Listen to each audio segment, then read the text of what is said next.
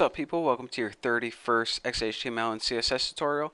And in this tutorial, I'm going to be clearing up a lot of confusion that you probably have surrounding the div thing that I talked about a couple tutorials ago.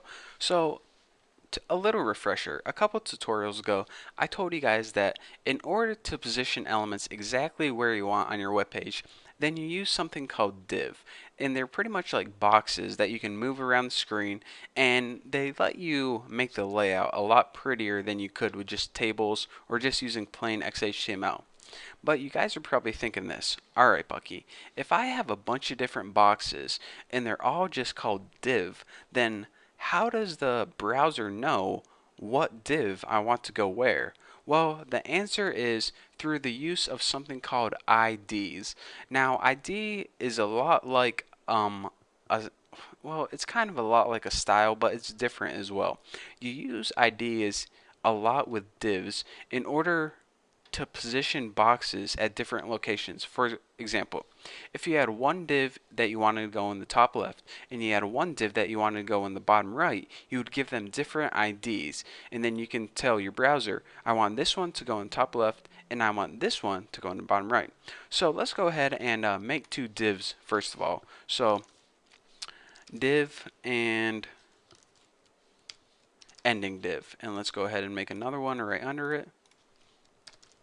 And in the first div, let's just go ahead and write Bobby is the best.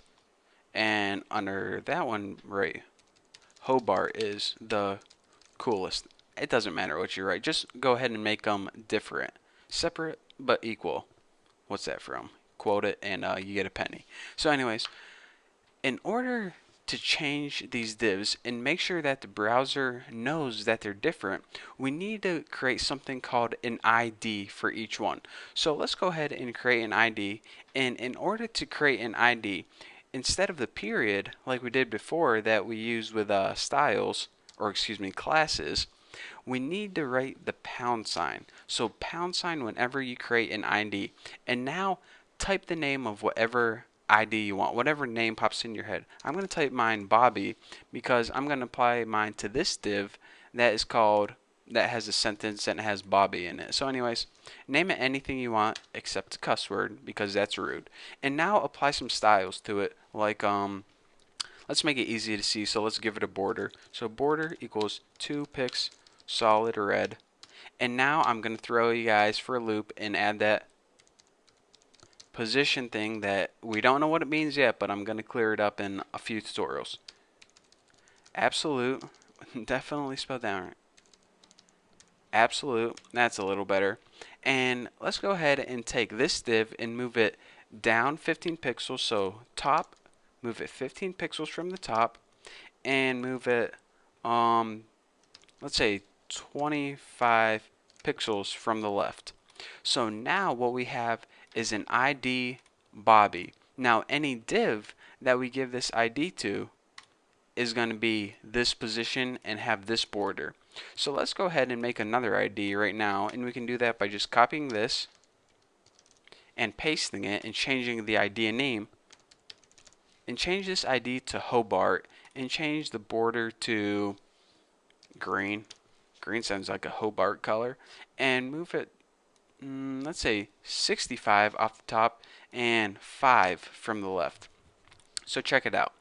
We have two divs right here and right here, and we have two IDs that are different. This one has a red border and it's in the top left, and this one has a green border and it's kind of below it, shifted to the left. So now we want to say, alright, for this div right here, we want to give the ID Bobby. So in order to do that, go ahead and write ID equals Bobby. Make sure you don't include the pound sign whenever you're writing it. Make sure I didn't write booby there. Make sure you don't write the pound sign whenever you're writing it is your XHTML attribute. The only time that you use that pound sign is when you're making it a CSS. So whenever you're using it in between the style tags, include the pound sign. This is just your way of telling CSS, yes, this is an ID. So anyways, we now applied this ID to this div right here. So whenever we refresh it, we get Bobby is the best right here, and check it out. it now has a border of 2 pixels solid red. It's now moved down from the top 15 pixels, and it's now moved to the right 25 pixels. So that's what happens when we apply an ID to a div. You pretty much allows you to position it anywhere you want on the screen. So now if we go ahead and take this ID and apply it to this div, what's going to happen is it's going to take this text, Hobart is the coolest, and it's going to say, alright, I have the idea of Hobart, so I'm going to give it a green border, move it down 65 and left 5 pixels. So when we refresh it, that's what we get. So anyways, that's what I'm basically telling you how to do. You have two divs that are basically identical and your browser can't tell them apart. Well, in order to give them identities, you need to first of all write what you want your ID to equal, pretty much give them a unique identity or a fingerprint, and then you write what you want that identity to mean. Whenever something has the identity of Bobby, I want to give it a red border and put it in this location. Whenever anything has the identity of Hobart, I want to give it a green border and put it in this location. So that way we can use divs to position different elements around the screen. So before we had one div and we can only do one thing with it, but now we can have a countless number of divs, infinite divs, and we can position them all around the screen however we'd like. So now you can start to see how divs are so useful in making a custom layout. So now what we can do is we can make one div for our banner in the top right, and one div for our logo in the top left, and one div for our navigation bar at the bottom or our left, wherever we want it. So that is how you use IDs to distinguish divs from one another. So if this tutorial was confusing, then just watch it again and I promise you guys will get it. So anyways, thank you guys for watching. Don't forget to subscribe, and I guess I'll see you guys later.